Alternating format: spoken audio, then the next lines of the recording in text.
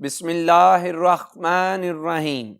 अस्सलामुअलैकुम dear students, I am Mudassar Ali Sharif. Students, chemistry second year chapter number 6 और आज हमारा चैप्टर नंबर 6 का सेकेंड लेक्चर है जिसमें हम डिटेल से स्टडी करेंगे प्रॉपर्टीज ऑफ ट्रांजिशन मेटल्स। तो आइए स्टूडेंट्स स्टार्ट करते हैं आज का टॉपिक।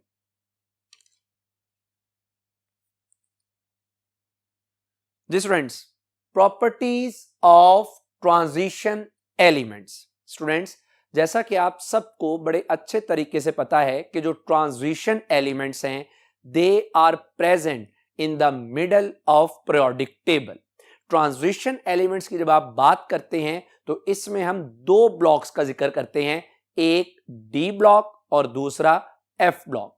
आज स्टूडेंट्स हम कुछ जनरल प्रॉपर्टीज पढ़ने जा रहे हैं ऑफ ट्रांजिशन एलिमेंट्स।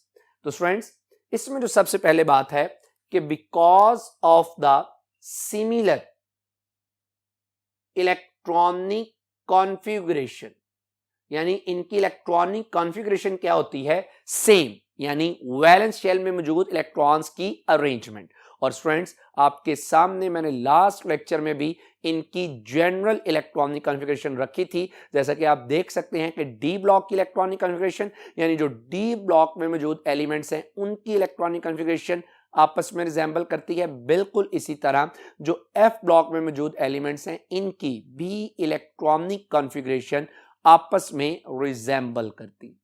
तो चूंकि इनकी कॉन्फ़िगरेशन, इलेक्ट्रॉनिक कॉन्फ़िगरेशन क्या है, सेम, तो हम क्या कहते हैं, the D block elements closely resemble, ये एक दूसरे के साथ सिमिलर बिहेवियर शो करते हैं, रिजेंबल करते हैं one and other in their physical and chemical properties. तो स्टूडेंट्स, यहां तक हमने ये बात पढ़ी कि चूंकि जो ट्रांजिशन एलिमेंट्स है और पर्टिकुलरली जो हमारे कोर्स में टेक्स्ट बुक में बात की गई है वो डी ब्लॉक एलिमेंट्स की, तो बात ये कहने की कोशिश की कि जो डी ब्लॉक के एलिमेंट्स हैं चूंकि इनकी इलेक्ट्रॉनिक कॉन्फ़िगरेशन सिमिलर होती है जिसकी वजह से इनकी फिजिकल और केमिकल प्रॉपर्टीज भी आपस में बहुत ज्यादा क्या करती हैं, रिजेंबल। किस तरह से रिजेंबल करती हैं, यानी सम ऑफ द पॉइंट्स, कुछ प्रॉपर्टीज हैं, कुछ पॉइंट्स हैं जो ये शो करेंगे क्या चीज, of their resemblance are given below, यानी किस तरह से डी ब्लॉक में मौजूद जो एलिमेंट्स हैं उनकी प्रॉपर्टीज आपस में रिजेंबल करती हैं। हम जरा उन पॉइंट्स को डिटेल से देखने लगे। स्टूडेंट्स, इनमें जो सबसे पहला है वो क्या है कि दे आर ऑल मेटल्स, यानी जो ट्रांजिशन मेटल्स हैं they are all metals in true sense, ये रियलिटी में क्या है, मेटल्स है। बट स्टूडेंट्स याद रखिएगा कि जो ट्रांजिशन मेटल्स हैं they are less metallic as compare to s block elements but more metallic as compare to p block. बहरहाल ये रियल सेंस में ट्रूली क्या है, metals. some of which play important role in industry, यानी ये purely metals हैं और इनमें से बहुत सी ऐसी मेटल्स हैं जो इंडस्ट्रियल पॉइंट ऑफ व्यू से बहुत इंपॉर्टेंट। जैसा कि स्टूडेंट, अगर मैं ट्रांजिशन मेटल्स में आयरन की बात करूं तो iron is widely used for the construction purposes. Students, अगर ब्यूटी फैशन की बात की जाए तो ब्यूटी फैशन को बढ़ाने के लिए हम यूज करते हैं प्लैटिनम, गोल्ड, सिल्वर। स्टूडेंट्स, अगर करेंसी की बात की जाए, कॉइन्स की बात की जाए तो हम यूज करते हैं कॉपर, सिल्वर और गोल्ड को। स्टूडेंट्स, ये तो मैंने आपको आपके सामने इनके चंद एक यूजेस इंपॉर्टेंट बताए। अल्लाह सुब्हानहू तआला की जात ने इन ट्रांजिशन मेटल्स को कुछ खास ही नवाज दिया है, इस तरह से कि पूरे पीरियोडिक टेबल में जो सबसे हाईएस्ट मेल्टिंग पॉइंट रखती है मेटल, टंगस्टन, उसका ताल्लुक भी डी ब्लॉक से है। जो लोएस्ट मेल्टिंग पॉइंट रखती है मरकरी पीरियोडिक टेबल में, उसका ताल्लुक भी ट्रांजिशन मेटल से है। जो सबसे ज्यादा डेंसिटी रखती है उसका ताल्लुक भी किससे है? ट्रांजिशन मेटल से यानी ऑस्मियम से। तो बहरहाल ये चंद एक आपके लिए मैंने जरा इंफॉर्मेशन रखी। स्टूडेंट सेकंड क्या है? They are all hard. ये क्या है? हार्ड है and strong metals with high melting and boiling point. Students इंशाल्लाह आज हम ये भी डिटेल से डिस्कस करेंगे कि ये क्यों हार्ड हैं, क्यों इनका मेल्टिंग पॉइंट और बॉइलिंग पॉइंट हाई है। लेकिन फिलहाल मैं जनरली आपको बता रहा हूं कि जितनी भी ट्रांजिशन मेटल्स हैं ऑलमोस्ट ऑल आर हार्ड, इनका हाई मेल्टिंग और बॉइलिंग पॉइंट होता है। Students they are good conductors of heat and electricity. ये हीट और इलेक्ट्रिसिटी की क्या है? अच्छी कंडक्टर्स हैं। वजह इसकी क्या है? क्योंकि आपने अभी कहा कि ट्रांजिशन एलिमेंट्स आर मेटल्स, और आपको पता है कि मेटल्स के अंदर क्या मौजूद होते हैं? फ्री इलेक्ट्रॉन्स मौजूद होते हैं जो कि उनकी इलेक्ट्रिकल और थर्मल कंडक्टिविटी का बाइस बनते हैं। Students they form alloys. Students alloy क्या है? Mixture of metals. मेटल्स का जो आपस में मिक्सचर होता है उसे आप क्या बोलते हैं? अलॉय।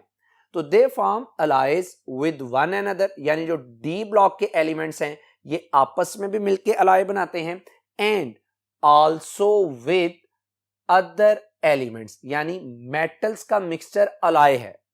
और मैंने यहां पे ये बात कही कि जो डी ब्लॉक के एलिमेंट्स हैं ये दूसरे एलिमेंट्स डी ब्लॉक एलिमेंट्स के साथ मिलकर अलाइज बनाते हैं, या जो डी ब्लॉक की मेटल्स हैं ये पीरियोडिक टेबल में मौजूद ट्रांजिशन एलिमेंट्स के अलावा बकिया एलिमेंट्स से मिलकर भी क्या बनाते हैं? अलाइ। अगर मैं आपके सामने एक चंद एक जरा वेल नोन मेटल्स की अलॉयज की बात करूं तो जो ट्रांजिशन मेटल्स आपस में मिलकर अलॉयज बनाती हैं इनमें स्टूडेंट मेरे पास है ब्रास, जो कि अलॉय है किसकी? कॉपर और जिंक की। इसी तरह एक और बड़ी इंपॉर्टेंट अलॉय है गन मेटल। स्टूडेंट ये अलॉय है किसकी?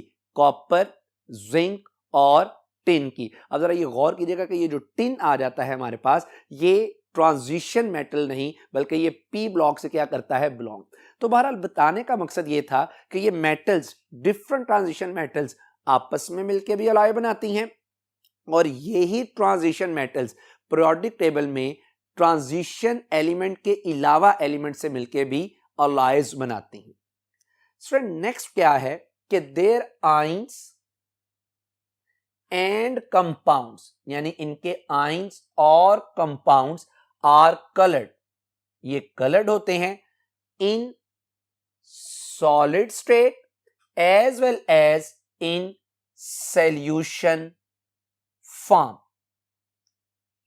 at least in one if not all the oxidation states। Students मैंने आपसे ये बात कहने की कोशिश की है कि जो ट्रांजिशन मेटल्स हैं ये अपने कंपाउंड्स आयंस की शक्ल में ये क्या होती हैं? कलर्ड होती हैं। स्टूडेंट्स ये वजह भी इंशाल्लाह हम पढ़ेंगे आने वाले लेक्चर में कि ऐसी क्या बात है कि जो ट्रांजिशन मेटल्स हैं ये कलर्ड होती हैं, इनके कंपाउंड कलर होते हैं। मैंने इस पॉइंट के एंड पे आपसे एक बात शेयर करने की कोशिश की कि नो डाउट कि ट्रांजिशन मेटल जो हैं ये आयोनिक स्टेट में या कंपाउंड फॉर्म में क्या होती हैं? कलर्ड होती हैं। मैंने ये बात आपसे कहने की कोशिश की है कि जो ट्रांजिशन मेटल्स हैं हम पढ़ेंगे, हमने पढ़ा भी लास्ट टाइम कि दे शो वेरिएबल ऑक्सीडेशन स्टेट्स। तो मैंने इस लाइन में ये कहने की कोशिश की कि मोस्टली जो ट्रांजिशन मेटल्स हैं दे आर कलर्ड। अब मैंने ये कहा कि हो सकता है कि कोई मेटल जो डिफरेंट ऑक्सीडेशन स्टेट शो करती है उन तमाम ऑक्सीडेशन स्टेट्स में वो कलर्ड ना हो, लेकिन कोई एक या चंद एक ऑक्सीडेशन स्टेट ऐसी जरूर होंगी उस मेटल की जिसमें वो क्या होती है? कलर्ड होती है। याद रखिएगा तमाम में भी हो सकती है, लेकिन अगर तमाम में नहीं तो कम से कम एक ऐसी होगी उसकी ऑक्सीडेशन स्टेट जिसमें उसके कंपाउंड क्या होंगे? कलर्ड, जैसा कि आपके सामने। स्टूडेंट्स आखिरी जो इसकी प्रॉपर्टी है ट्रांजिशन मेटल की वो क्या है कि विद फ्यू एक्सेप्शंस, आपको पता है exceptions are always there, with few exceptions they show variable valency और ऑक्सीडेशन स्टेट। यानी ये कैरेक्टरिस्टिक्स है कि all transition metal show variable oxidation state, लेकिन मैंने कहा कि कुछ एक्सेप्शंस के अलावा, और वो एक्सेप्शंस मैंने आपके साथ लास्ट लेक्चर में भी डिस्कस की थी, उन एक्सेप्शंस में आप जिक्र कर सकते हैं किसका, थर्ड बी ग्रुप का या सेकंड बी। इनके अलावा ऑलमोस्ट जितनी भी ट्रांजिशन मेटल्स हैं दे शो वेरिएबल ऑक्सीडेशन स्टेट। तो माय डियर स्टूडेंट्स, ये मैंने आपके साथ चंद एक प्रॉपर्टीज डिस्कस की ट्रांजिशन एलिमेंट्स। अब मैं अपने इस कोर्स में पर्टिकुलरली जो प्रॉपर्टीज आपके साथ डिस्कस करने लगा हूं वो डी ब्लॉक में मौजूद फर्स्ट ट्रांजिशन सीरीज और थर्ड ट्रांजिशन सीरीज को डिटेल से स्टडी करने लगा हूं। जब मैं आपसे कहता हूं ना फर्स्ट ट्रांजिशन सीरीज, तो इसका मतलब है कि it starts from scandium to zinc, और जब मैं बात करता हूं ना थर्ड ट्रांजिशन सीरीज, तो it starts from lanthanum to mercury. तो मैं अब इनकी पर्टिकुलरली डिटेल में आपके सामने प्रॉपर्टीज डिस्कस करने लगा हूं। स्टूडेंट्स, यानी टॉपिक करने लगा हूं आपके साथ डिस्कस जनरल कैरेक्टरिस्टिक्स, और वो मैंने आपको बता दिया कि मैं किसकी स्टडी करने लगा। स्टूडेंट, जनरल कैरेक्टरिस्टिक में सबसे पहले है मेरे पास बाइंडिंग एनर्जीज। यहां पे टॉपिक बाइंडिंग एनर्जीज का स्टार्ट करने से पहले आप सबको ये पता होना चाहिए that what is binding energy. Students, याद रखिएगा, binding energy is the minimum amount of energy required to break a system into separate particles। किसी सिस्टम को सेपरेट पार्टिकल्स में तोड़ने के लिए जितनी एनर्जी रिक्वायर्ड होती है that energy is called binding energy. My dear students, याद रख लीजिएगा कि बाइंडिंग एनर्जी की बेशुमार टाइप्स हैं, जैसे न्यूक्लियर एनर्जी, जैसे आयोनाइजेशन एनर्जी, जैसे ग्रेविटेशनल एनर्जी, जैसे इलेक्ट्रिकल एनर्जी। तो बहरहाल इसमें बेशुमार टाइप्स हैं। इन सब में काम एक ही होता है कि जो सिस्टम है उसको ब्रेक कर दिया जाता है उसके पार्टिकल्स। स्टूडेंट्स, अब मैं बात करूंगा अपने इस पर्टिकुलर टॉपिक के हवाले से बाइंडिंग एनर्जीज की। याद रखिएगा, transition metals show good mechanical properties. जो ट्रांजिशन मेटल्स हैं दे शो मैकेनिकल प्रॉपर्टीज। अब यहां पे भी ये क्वेश्चन है कि सर मैकेनिकल प्रॉपर्टीज क्या हैं। स्टूडेंट्स, मैकेनिकल प्रॉपर्टीज क्या हैं? Mechanical properties are the properties of a material which it exhibit on application of force. यानी जब आप किसी मटेरियल पर फोर्स लगाते हैं तो उस वक्त वो मटेरियल जो प्रॉपर्टीज शो करता है वो प्रॉपर्टीज क्या कहलाती हैं? Mechanical properties. और अगर मैं आपसे कहता हूं कि ट्रांजिशन मेटल्स की मैकेनिकल प्रॉपर्टीज हैं, तो जब आप इस पे फोर्स लगाएंगे तो ये वो पर्टिकुलर प्रॉपर्टी शो करेंगी, जिनमें चंद एक कौन सी हैं? उनमें चंद एक है कि जो ट्रांजिशन मेटल्स हैं they are tough, hard, malleable. Malleable से क्या मुराद है कि आप इनकी क्या बना सकते हैं? शीट्स बना सकते हैं। And ductile. स्टूडेंट्स, डक्टाइल से क्या मुराद है कि आप इनकी क्या बना सकते हैं? वायर्स बना सकते हैं। अब स्टूडेंट्स याद रखिएगा, the toughness of these metals indicates strong metallic bonding. Student याद रख लीजिए कि जो हार्डनेस ऑफ मेटल है या जो टफनेस ऑफ मेटल है that is directly proportional to the strength of metallic bond, और जो मेटेलिक बॉन्ड की स्ट्रेंथ है that is directly proportional to the binding forces. और स्टूडेंट, जो बाइंडिंग फोर्सेस हैं these are directly proportional to the number of unpaired electrons. तो जिसमें जितने अनपेयर्ड इलेक्ट्रॉन ज्यादा, मतलब उसमें बाइंडिंग फोर्सेस ज्यादा, मतलब उसमें मेटेलिक बॉन्ड की स्ट्रेंथ ज्यादा, मतलब वो मेटल की हार्डनेस क्या होगी? ज्यादा होगी। स्टूडेंट्स, बहुत इंपॉर्टेंट कॉन्सेप्ट और बहुत इंपॉर्टेंट एमसीक्यू आपके सामने रखने जा रहा हूं, और वो क्या है कि ये क्यों हार्ड हैं ट्रांजिशन मेटल्स, ये क्यों टफ हैं? उसकी वजह क्या है कि this is because apart from s electrons of the outermost shell, the electrons of underlying में ना कि जो छुपा हुआ है, जो कि 4s से, SL तो इनमें फाइनल हो गया, लास्ट हो गया, जो इससे पहले है यानी 3d, half filled d orbitals also participate in bonding. मैंने स्टूडेंट्स आपसे ये लाइन में ये बात करने की कोशिश की है कि जो ट्रांजिशन मेटल्स हैं दे आर हार्ड। स्टूडेंट्स, उनके हार्ड होने की वजह यह है कि उनके मेटेलिक बॉन्ड में बनाने में ना सिर्फ आप s इलेक्ट्रॉन्स को यूटिलाइज करते हैं, बल्कि जो d ऑर्बिटल में भी मौजूद इलेक्ट्रॉन्स हैं वो भी बाइंडिंग फोर्सेस में क्या करते हैं, पार्टिसिपेट, और यूं इनकी टफनेस, हार्डनेस, इनकी बाइंडिंग एनर्जी क्या कर जाती है, इंक्रीज कर जाती। माय डियर स्टूडेंट्स, अगर मैं आपसे कहूं कि बताइएगा कि अल्कली मेटल ज्यादा हार्ड हैं कि ट्रांजिशन डी ब्लॉक की मेटल्स, तो यकीनन आप इन लाइंस के पढ़ने के बाद ये जवाब देने के काबिल हैं कि सर ट्रांजिशन मेटल ज्यादा हार्ड हैं।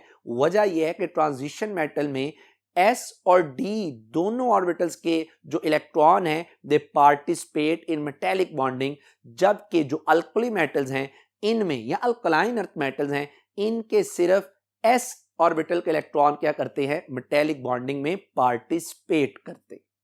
स्टूडेंट्स, एक और बात याद रख लीजिएगा कि जो बाइंडिंग एनर्जी है, ये अगेन वही प्रीवियस शॉर्टकट है जो भी मैं आपके साथ डिस्कस करके आया कि जो बाइंडिंग एनर्जी है that is directly proportional to the binding forces, और बाइंडिंग फोर्सेस डायरेक्टली प्रोपोर्शनल है किसके, number of unpaired electrons. Students, याद रखिएगा कि in moving from left to right, जब आप लेफ्ट टू राइट मूव करते हैं किस में, in any transition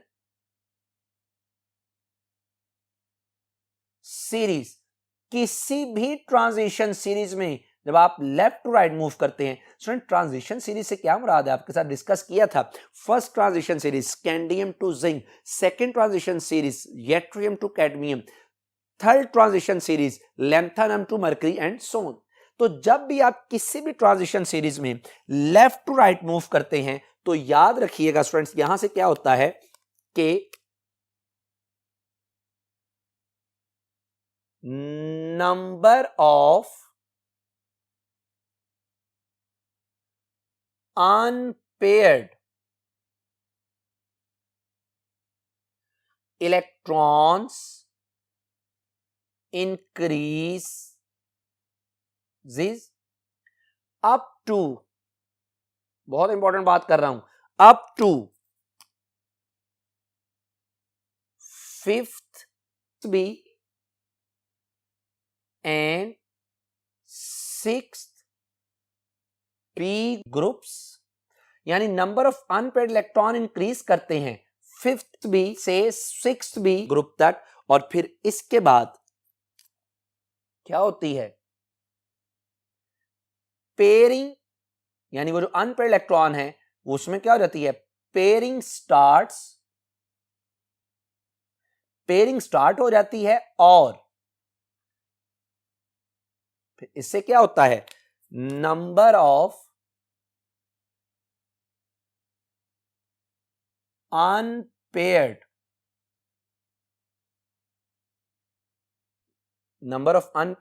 electrons decrease. कहां तक डिक्रीज करते हैं, up to second B group तक नंबर ऑफ अनपेयर्ड इलेक्ट्रॉन्स क्या कर जाते हैं, डिक्रीज। मैं कोई नई बात नहीं कर रहा, मैंने फर्स्ट लेक्चर में आपको एक टेबल की शक्ल में बात समझाई थी और कहा था कि ये जो कॉन्सेप्ट है ये बार बार अगले लेक्चर्स में रिपीट होगा। दोबारा जरा देख लीजिए, अगर आप 3D सीरीज की ही बात करते हैं, एक सीरीज की बात कर लेता हूं, फर्स्ट ट्रांजिशन सीरीज की बात करता हूं, तो आप देख सकते हैं कि स्कैंडियम से वेनेडियम यानी 5th B ग्रुप और क्रोमियम 6th B ग्रुप तक जाते हुए number of unpaired electrons in d orbital क्या करते हैं, इंक्रीज। स्टूडेंट 6th B के बाद यानी आपके पास हमारे पास जो 6th बी है इसमें s में भी एक अनपेयर्ड इलेक्ट्रॉन है और d में भी 5 अनपेयर्ड इलेक्ट्रॉन। जब आप 6th बी से ऑनवर्ड मूव करते हैं 2nd बी तक तो d ऑर्बिटल में इलेक्ट्रॉन्स की पेयरिंग स्टार्ट हो जाती है, जिसकी वजह से नंबर ऑफ अनपेयर्ड इलेक्ट्रॉन्स क्या करते हैं, डिक्रीज करते हैं। तो माय डियर स्टूडेंट्स, इसका मतलब यह हुआ कि अगर number of unpaired electrons 3rd B से यानी सेकेंडियम से लेके क्रोमियम 6th बी तक इंक्रीज करते हैं तो बाइंडिंग एनर्जी को भी इंक्रीज करना चाहिए। और जब 7th बी यानी मैंगानीज से 2nd बी जिंक तक number of unpaired electron decrease करते हैं तो बाइंडिंग एनर्जी को भी क्या करना चाहिए, डिक्रीज। जरा देखते हैं क्या ऐसा ही होता है, क्योंकि हमारा कॉन्सेप्ट हमें मजबूर करता है कि हम इस सीक्वेंस को क्या करें, फॉलो करें। तो वही जो बात मैंने अभी आपसे कही, therefore binding is stronger up to 6th B. 6th B से क्या मुराद है, क्रोमियम का जो ग्रुप है 6th बी, एंड वीकेंस और फिर वीक हो जाती है progressively up to group 2nd B. और मैंने आपको वजह बता दी क्यों, क्योंकि 6th बी तक नंबर ऑफ अनपेयर्ड इलेक्ट्रॉन क्या करते हैं, इंक्रीज, और फिर ऑनवर्ड क्या करते हैं, डिक्रीज करते हैं। अब जरा स्टूडेंट, ये तो मैंने जनरल ट्रेंड की बात कर दी, जरा गौर कीजिएगा। In the first transition series 3D series यानी स्कैंडियम से लेके जिंक तक the general increase in binding energy ends at vanadium. Students रोला पड़ गया, एक्सेप्शन आ गई। हमने अभी पढ़ा कि बाइंडिंग एनर्जी डायरेक्टली प्रोपोर्शनल है नंबर ऑफ अनपेयर्ड इलेक्ट्रॉन। हमने साबित किया कि क्रोमियम तक number of unpaired electrons increase करते हैं। इसका मतलब है कि बाइंडिंग एनर्जी क्या करनी चाहिए, इंक्रीज। लेकिन लाइंस क्या बता रही हैं कि जो बाइंडिंग एनर्जी है ये कहां तक इंक्रीज करती है, वेनेडियम तक। फिर इसका मतलब है कि वेनेडियम के बाद ये क्या करती है, डिक्रीज करती है। आगे इसकी वजह भी बुक वाले ने बताने की कोशिश की है, वो क्या है कि this is due to change in metallic structure. यानी होना तो ये चाहिए था कि 6th बी यानी क्रोमियम तक 3D सीरीज में क्रोमियम तक बाइंडिंग एनर्जी इंक्रीज करती, लेकिन इंक्रीज कहां तक करती है, वेनेडियम तक। अब क्यों क्रोमियम तक इंक्रीज नहीं की, किताब वाला कहता है कि मेटेलिक स्ट्रक्चर क्या हो जाता है, चेंज हो जाता है।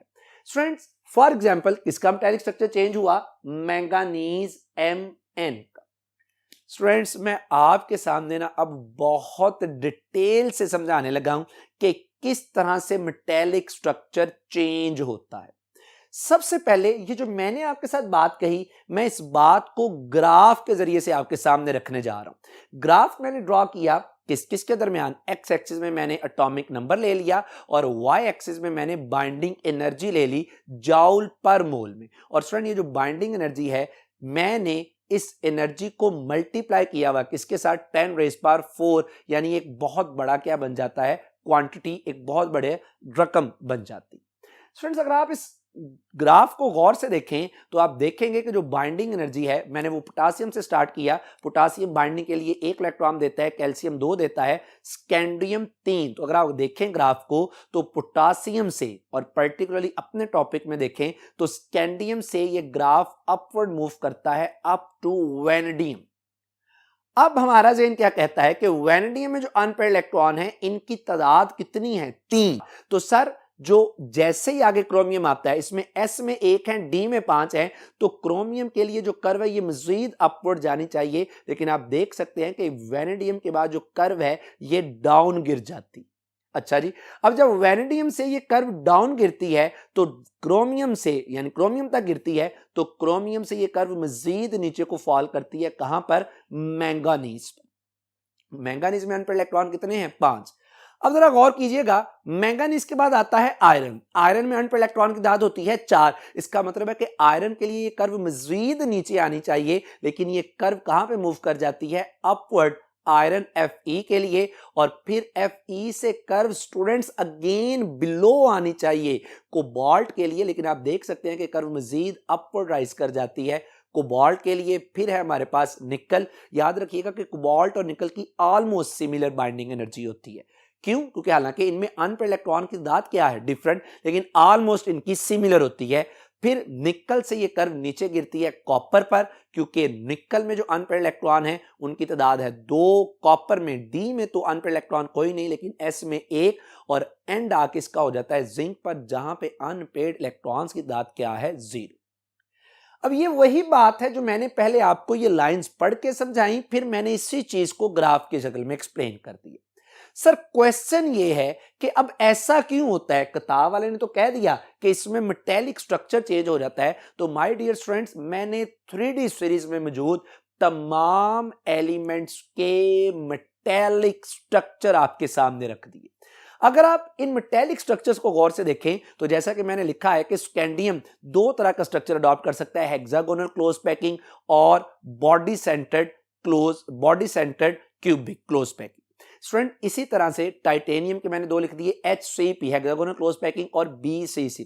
बारह अगर आप चलते जाएं तो आप गौर करेंगे कि जो वैनेडियम है इसका जो मेटेलिक स्ट्रक्चर है that is BCC body centred cube.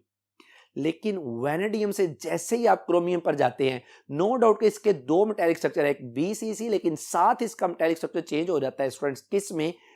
Cubic close packing.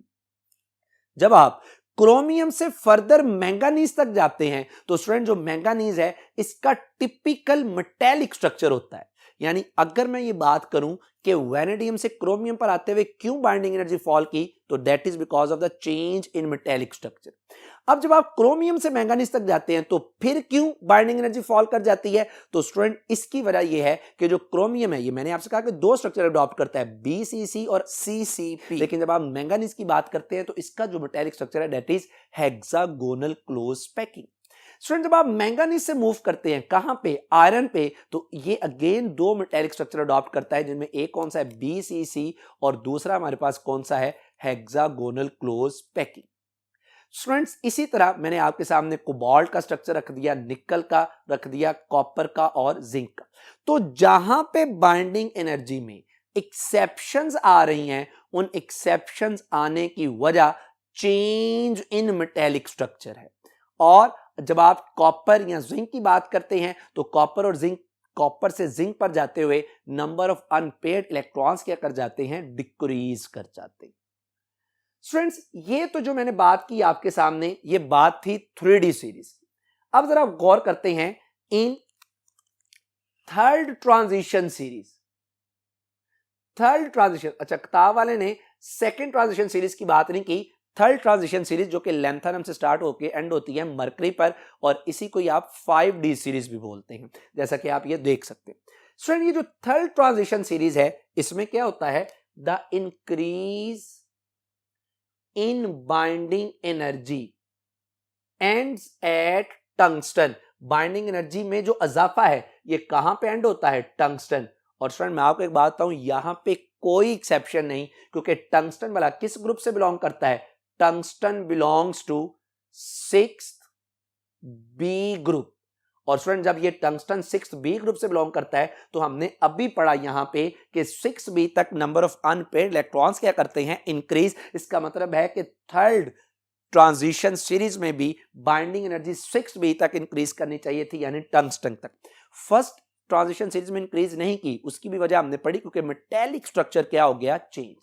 अच्छा जी, टंगस्टन तक इंक्रीज कर गई, फिर क्या हुआ, where all the 5D electrons contribute to binding, यानी डी में जो 5 अनपेयर्ड इलेक्ट्रॉन है, क्योंकि जो टंगस्टन है ये 5D सीरीज है तो इसमें वैलेंस ऑर्बिटल 5D होता है, ये सारे के सारे अनपेयर्ड इलेक्ट्रॉन बाइंडिंग में क्या करते हैं, पार्टिसिपेट।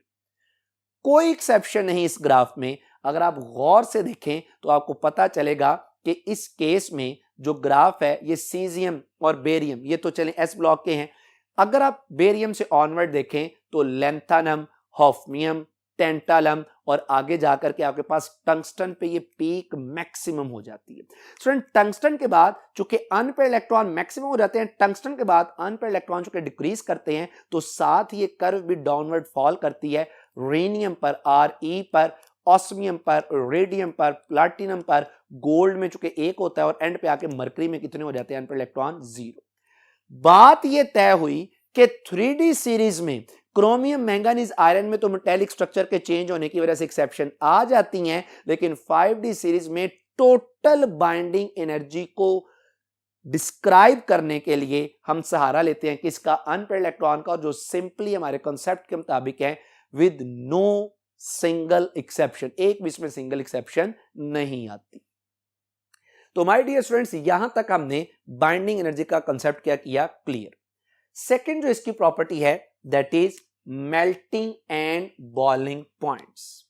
स्टूडेंट्स, मैं ये टॉपिक आपको पढ़ाने से पहले अगेन हमने फर्स्ट चैप्टर में भी पढ़ा, शॉर्टकट यही है कि मेटेलिक बॉन्ड जो मेल्टिंग पॉइंट और बॉइलिंग पॉइंट है that is directly proportional strength of metallic bond, directly proportional binding forces, directly proportional number of unpaired electrons. तो इसका मतलब ये हुआ कि जहां तक अनपेयर्ड इलेक्ट्रॉन्स इंक्रीज करेंगे, बाइंडिंग फोर्सेस की स्ट्रेंथ इंक्रीज करेगी, मेटेलिक बॉन्ड की स्ट्रेंथ इंक्रीज करेगी, और जो हमारे पास मेल्टिंग पॉइंट, बॉइलिंग पॉइंट है वो भी क्या करेगा? इंक्रीज।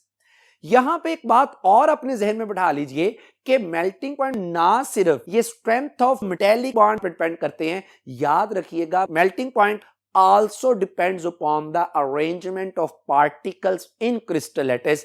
जितनी पार्टिकल्स की टाइट पैकिंग होगी, जितनी क्लोज पैकिंग होगी, उतना ही उस मटेरियल का मेल्टिंग पॉइंट भी क्या होगा? ज्यादा।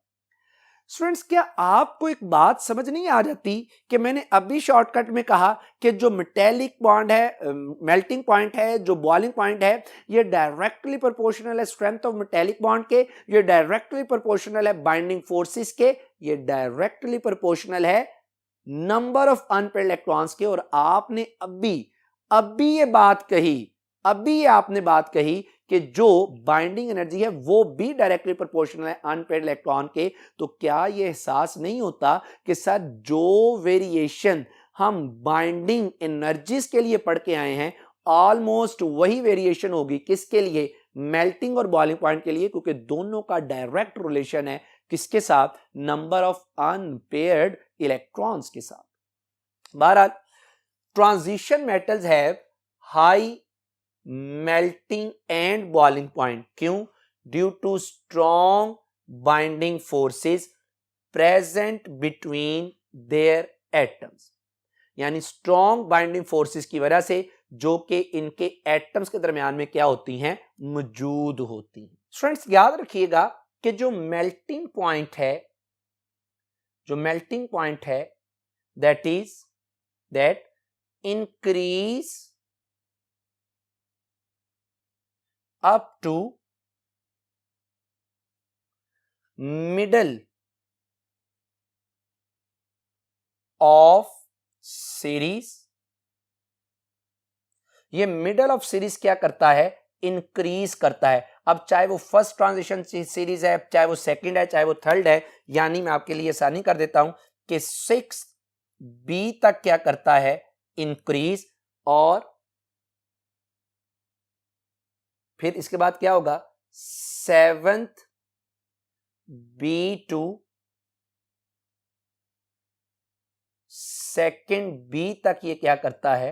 डिक्रीज। वजह आप सबको पता है, और वो वजह क्या है कि 6th B तक number of unpaired electron increase करते हैं, देन इसके बाद कर जाते हुए क्या कर जाते हैं? डिक्रीज कर जाते हैं। स्टूडेंट, इसी चीज को आइए जरा मैं आपके सामने ग्राफ के जरिए से पेश करता हूं। स्टूडेंट, अगेन मैंने इस ग्राफ में वाई एक्सिस में आपके सामने ले लिया मेल्टिंग पॉइंट, और एक्स एक्सिस पे मैंने आपके सामने ले लिया एटॉमिक नंबर। तो आप देख सकते हैं कि अगर मेल्टिंग पॉइंट की बात की जाए तो मैंने ग्राफ शो किया पोटासियम से पोटासियम, कैल्शियम, और एक्चुअली जो हम पढ़ने जा रहे हैं स्कैंडियम से टाइटेनियम पर, टाइटेनियम से वैनेडियम पर, वैनेडियम से क्रोमियम पर थोड़ा सा मेल्टिंग पॉइंट क्या कर जाता है? डिक्रीज। बताएं जरा क्यों कर जाता है? हालांकि number of unpaired electron chromium में ज्यादा है, तो यकीनन आप कहेंगे कि सर इसकी वजह यह है कि क्रोमियम का जो मेटेलिक स्ट्रक्चर है वो क्या हो जाता है? चेंज हो जाता है। बहरहाल, जरा गौर कीजिएगा कि क्रोमियम से कर्व नीचे को गिर जाती है मैंगानीज पर, और मैंगानीज, नो डाउट कि मैंगानीज में अनपेयर्ड इलेक्ट्रॉन की तादाद कम है क्रोमियम की निस्बत। अब मैंगानीज से कर्व मजीद नीचे आनी चाहिए थी आयरन पर, लेकिन आप गौर कर सकते हैं कि जो कर्व है ये मैंगानीज से कहां पे चली जाती है, अपवर्ड आयरन पर। एक तो इसकी वजह अभी बता के आया हूं कि मेटेलिक स्ट्रक्चर चेंज हो जाता है मैंगानीज और आयरन का।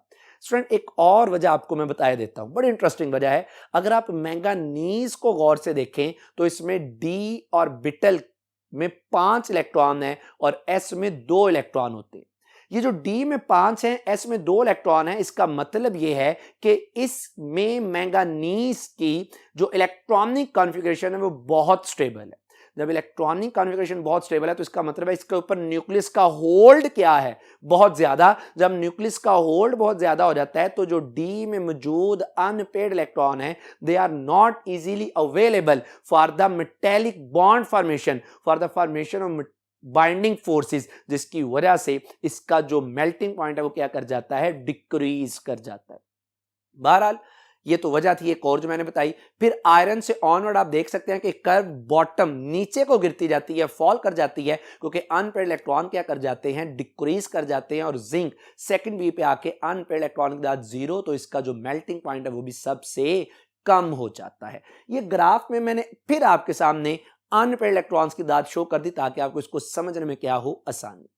स्टूडेंट ये तो बात थी 3D सीरीज की। अगर मैं बात करता हूं 5D सीरीज की तो अगेन इसमें कोई एक्सेप्शन नहीं है। जो ग्राफ है ये आपका लैंथनम से स्टार्ट होके टंगस्टन पर जाता है, मैक्सिमम मेल्टिंग पॉइंट शो करता है, 6th बी में है, मैक्सिमम अनपेयर्ड इलेक्ट्रॉन है, 1 एस में है और 5 डी में है, और फिर टंगस्टन से ये डाउनवर्ड फॉल करता है अप टू मरकरी, क्योंकि यहां पर आते हुए नंबर ऑफ अनपेयर्ड इलेक्ट्रॉन क्या करते हैं, डिक्रीज, जिसकी वजह से मेल्टिंग पॉइंट क्या कर जाता है, डिक्रीज कर जाता है। तो स्टूडेंट्स यहां तक हमने मेल्टिंग और बॉइलिंग पॉइंट को डिस्कस किया। बढ़ते हैं इसकी थर्ड प्रॉपर्टी की तरफ, और थर्ड प्रॉपर्टी है covalent radii and ionic radii. Students ये जो कोवलेंट रेडियाई और आयोनिक रेडियाई है इसमें बड़ी इंटरेस्टिंग बात है। याद रखिएगा कि जो कोवलेंट रेडियस है, वैसे तो क्या होता है कि जब भी आप लेफ्ट टू राइट मूव करते हैं, लेफ्ट टू राइट मूव करते